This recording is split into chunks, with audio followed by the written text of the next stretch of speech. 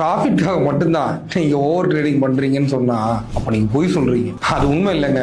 நீங்க ட்ரேடிங்க்கு அடிக்ட் ஆயிட்டீங்க. உங்களால லைவ் மார்க்கெட்ல சார்ட்டை ஓபன் பண்ணாம ஒரு 30 மினிட்ஸ் இருக்க முடியுமா? முடியாது இல்லைங்க. அதுதான் ப்ராப்ளம். டேவோட ஃபர்ஸ்ட் ட்ரேட்லயே ப்ராஃபிட் வந்திருக்கும். ஏன் செகண்ட் ட்ரேடும் ப்ராஃபிட்டபிளா இருந்திருக்கும். ஆனா அதோட ஸ்டாப் பண்ணாம ட்ரேட் மேல ட்ரேடு, கிளிக்கு மேல கிளிக்கு, என்ட்ரி மேல என்ட்ரி. இது நிஜமா ப்ராஃபிட்காக மட்டும் இல்லைங்க. உங்க போர்டம்ல இருந்து தப்பிக்கணும்னு இதை பண்ணிட்டு இருக்கீங்க. உங்களால அமைதியா உட்கார்ந்து இருக்க முடியல. மார்க்கெட்ல ஏதாவது இன்வால்வ் பண்ணிக்கிட்டே இருக்கணும், ஏதாச்சும் நடக்கணும், அதுல எக்ஸைட்மெண்ட் வர வேணும்.